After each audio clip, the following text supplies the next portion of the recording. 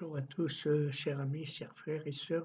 Ça fait à peu près 2 semaines, peut-être même 3, que je ne me suis pas connecté, mais c'est à cause des vacances. Enfin, je voulais partager avec vous une petite pensée qui dit ainsi, je vais lire sur la Bible.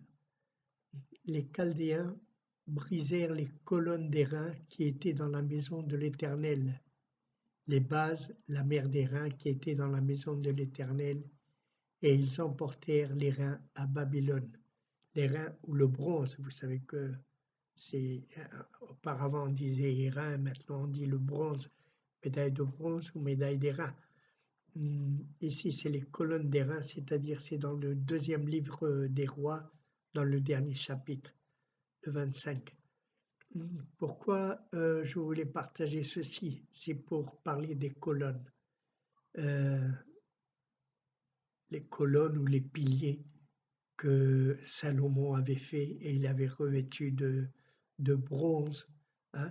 C'était à l'entrée du temple, il y avait son toit et sa base, et tout ceci était pour ils le détruisirent. Les colonnes, c'est simple, celui qui devait arriver dans le temple, hein, devait passer entre ces deux colonnes et entre cette toiture ou ce petit toit et cette base. Ils brisèrent ceci. Pourquoi? Parce que l'ennemi, lui, il vient pour voler, pour tuer et pour détruire. L'ennemi vient pour faire tout ceci. Voler, tuer et détruire. Ici, le peuple d'Israël était mal, il ne voulait rien avec le Seigneur, il avait oublié les commandements, il s'était donné à l'idolâtrie et le Seigneur le châtie ainsi à son peuple d'Israël. Vous savez que après, même s'ils sont revenus, ils ont été par Rome, ils ont été à nouveau détruits et à nouveau ils ont été partis, ils ont été partagés dans toutes les nations, c'est-à-dire le peuple d'Israël avait été détruit par ces deux nations, même si Dieu leur avait donné ce terrain pour y habiter, pour que ce soit la terre d'Israël. Quand ils ont été plongés dans l'idolâtrie, le Seigneur les a rejetés et il les a emmenés dans toutes les nations.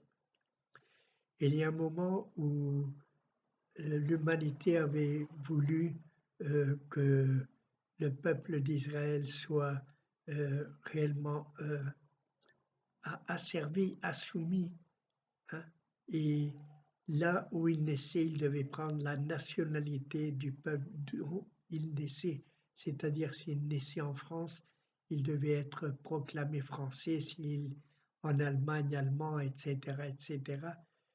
Et, mais il y a toujours eu quelque chose euh, qui les a reconnus, le peuple d'Israël, parce que il ne voulait plus l'idolâtrie, il ne voulait pas être soumis à des religions comme le catholicisme ou même l'islamisme, etc. Ils ont toujours été reconnus comme un peuple à part, toujours.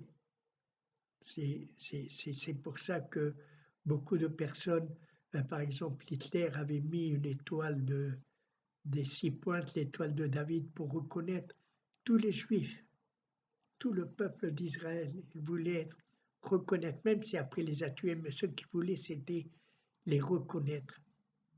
Ils reconnaissaient pourquoi? Parce qu'ils allaient aux synagogues, ils ne participaient pas dans l'idolâtrie, ils ne participaient pas dans les choses de l'État. Eux, ils avaient leur loi à part, ils avaient leur manière à part. Et même s'ils habitaient dans n'importe quel pays, tout le monde savait qui étaient les Juifs et qui n'étaient pas Juifs.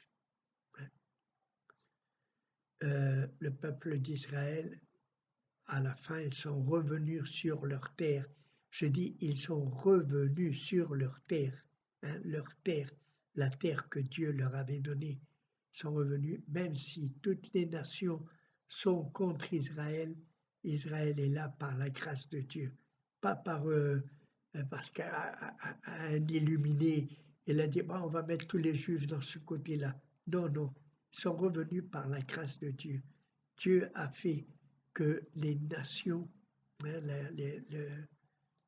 les Nations Unies, l'ONU, avait reconnu cet État comme Israël et il disait que les Israélites pouvaient aller habiter là-bas et faire un pays. C'est-à-dire le peuple d'Israël est né là-bas en 1947. Ils sont retournés après presque 1900 ans éparsis par toutes les nations. Maintenant, ils sont reconnus comme le peuple d'Israël. Un peu plus tard, il y a un peuple qui a essayé d'être reconnu par l'ONU, c'est les Palestiniens, mais c'est presque 27 ans ou 37 ans après. Ce n'est pas que les Palestiniens étaient un peuple qui habitait là-bas. Non, auparavant, il y avait les Juifs qui habitaient là-bas, les Israélites, disons, et les Arabes. Ils habitaient là-bas sur cette terre, une terre de bédouins, parce que c'était un désert pratiquement. Et je pense que les nations pensaient qu'Israël allait être détruit, ils allaient mourir de faim, ils allaient être, enfin, ils allaient même un peu protester contre ce qu'on leur avait donné. Mais par la grâce de Dieu, ce peuple a commencé à fleurir. C'est comme dit la parole de Dieu, hein. Quand le peuple d'Israël reviendra, le désert va se convertir dans un vrai oasis. Et c'est là que le peuple d'Israël maintenant habite et a fait réellement un pays riche, riche en tout. Et il est même appuyé par des Israélites qui habitent dans d'autres pays, mais qui ne peuvent pas partir ou qui ne veulent pas partir ni laisser la nation où ils sont nés, mais ils aident avec leur dîmes et avec leur argent pour faire qu'Israël réellement fleurisse comme Dieu leur a promis. Aux alentours, eh ben, il y a un peuple qui est né comme le frère, non, parce qu'Israël, c'est réellement la nation d'Isaac. Israël, c'est Dieu qui leur a donné ce nom. Mais il y a aussi un autre nom qui s'appelle Ismaël, c'est-à-dire Dieu voit.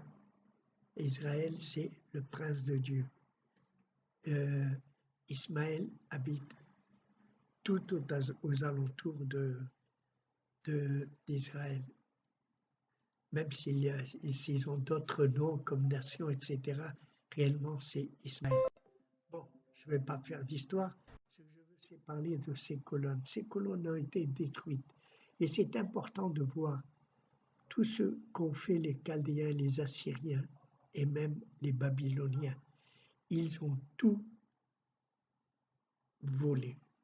Ils sont venus, ils ont tué, hein, ils ont tué les prêtres, ils ont tué les rois, ils leur ont sorti les yeux, ils ont tué leur descendance devant eux, ils ont tué leurs femmes devant eux, ils ont fait réellement beaucoup de choses affreuses. Ils ont commencé, et ils ont venu, après avoir tué, ils ont commencé à voler. Ils ont volé tout l'or dans les palais des princes et des rois d'Israël et, le plus important, qu'ils ont volé dans le temple de Dieu. Ils ont volé l'or, ils ont volé les cuillères, ils ont volé les bols, ils ont tout volé, tout, absolument tout. Et naturellement, ils ont été mis dans le temple de leur Dieu. Les richesses du Dieu vivant qui avaient été données par Salomon et par tous les rois d'Israël ont été volées et posées dans des temples des idoles aux Babyloniens et au reste des peuples. Et ainsi ils arrivent et ils détruisent les colonnes des reins, ils détruisent tout, les bases, tout. Ils même détruisent la mer que Salomon avait fait, une mer pour que les prêtres se lavent, une mer qui représentait la- la- le- l'eau purifiante du Saint-Esprit. Et les bases, c'est très important pour les chrétiens, parce que quand le monde vient nous attaquer, de beaucoup de manières, ils peuvent venir nous attaquer. Ils viennent nous voler tout ce que Dieu a mis dans nos cœurs. Ils viennent nous voler la paix, la joie, l'allégresse, la miséricorde, l'amour. Ceci est très important parce que les deux colonnes représentent la foi et l'amour, et les bases représentent l'espérance. Quand on n'a plus ni de foi, ni d'amour, on n'a plus d'espérance. Tout a été détruit. La foi, l'amour, l'espérance, c'est ceux qui essayent de nous voler le monde et de détruire les colonnes du christianisme, la foi, l'amour et l'espérance. Parce que nous, on a beaucoup d'espérance. Le monde, il n'a pas d'espérance. Il ne sait pas où il va. Il pense qu'ils vont mourir et puis c'est tout, c'est fini, tout est fini. Nous, on a une espérance, on sait qu'on va aller avec Jésus-Christ dans une nouvelle terre, sous un nouveau ciel, où il y aura paix, joie, amour, allégresse. Ceci est réellement très important. Ils sont détruits et ils ont mis à feu le temple. Ils ont volé, ils ont tué et ils ont détruit. C'est ce que l'ennemi ou Satan veut faire avec chacun de nous. Il vient nous voler la paix, la joie, l'amour. Il nous tue parce que on ne voit plus l'espérance que Dieu a mis en nous. On ne voit plus rien. Beaucoup de chrétiens disent, le Seigneur tarde à venir. Quand est-ce qu'il va venir? Est-ce vrai qu'il va revenir? L'espérance, c'est ceci que veut l'ennemi nous détruire, nous tuer, nous voler tout ceci, la paix, tout, la joie, tout, et nous détruire totalement. En nous détruisant, en regardant le monde, en voyant que tout ceci est beau, on rentre dans le temple des idoles, de l'idolâtrie. C'est comme ces cuillères et ces bols et ces ustensiles qu'il y avait dans le temple. Tout a été mis dans le temple des idoles à eux. Et beaucoup, quand on perd tout, quand on est détruit, on nous amène où?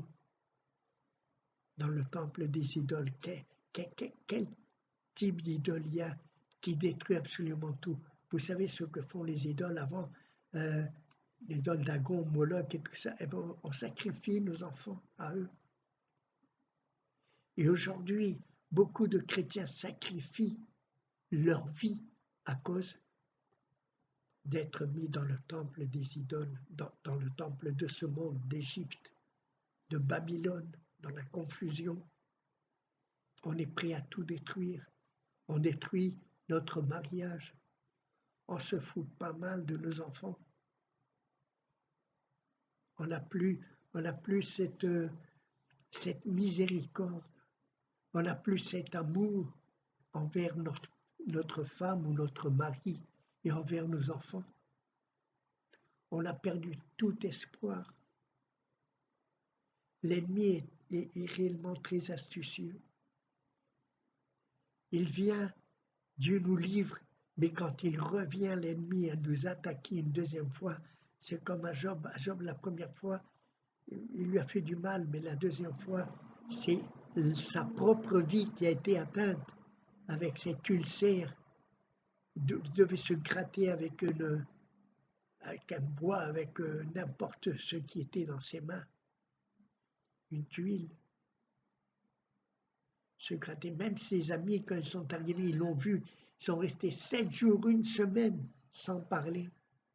Triste pour ce qui était arrivé à Job.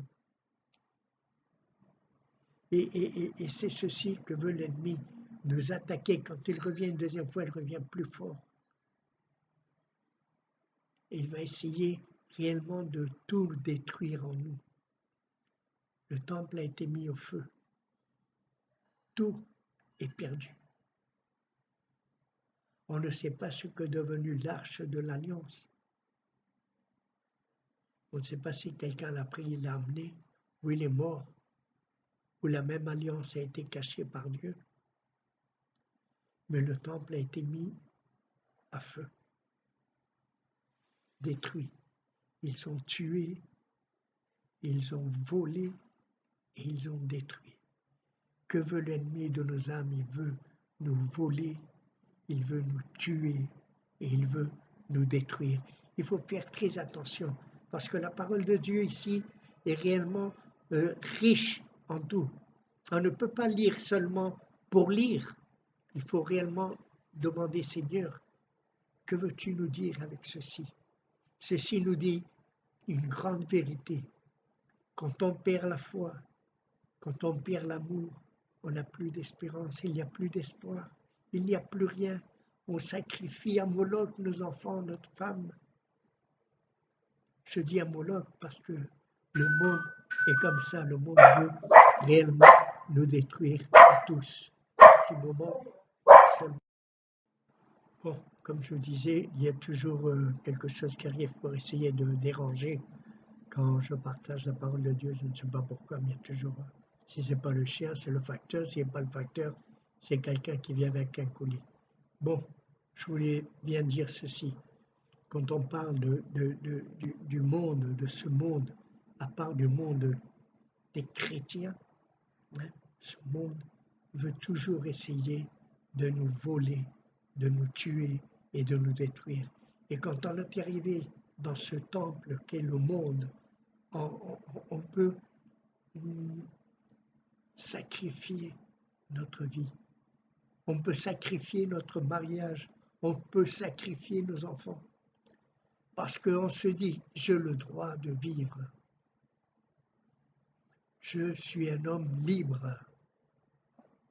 Je peux user ma liberté. La liberté, je vous dis, c'est seulement Jésus-Christ qui nous la donne. Nous sommes libres quand on connaît la vérité, et la vérité, c'est réellement Jésus-Christ. Il n'y a pas d'autre chose. Jésus est l'unique et seule vérité. Je vais terminer là. Je vais seulement vous dire ceci. Il faut réellement garder notre vie en Jésus-Christ. Hein? Gardons la foi, gardons l'amour et gardons l'espérance. Parce que le Seigneur Jésus revient. Nous pouvons voir tous les signaux qui sont en ce moment dans le monde. Beaucoup de dirigeants des peuples sont réellement furieux, ils ont toujours envie de guerre, mais c'est ce que dit la parole de Dieu dans Matthieu 25, 24 et 25. Vous allez écouter des rumeurs de guerre, nation contre nation, peuple contre peuple, tremblements de terre, des maladies, de ceci, de cela. Le Seigneur revient et bientôt. Surtout ceci, très bientôt. Bon, le Seigneur vous bénisse et je vous vois la semaine prochaine, j'espère bien qu'il n'y aura personne, ni mes enfants, ni rien, et que je puisse prendre l'ordinateur pour partager avec vous. Amen. Shalom, Maranatha.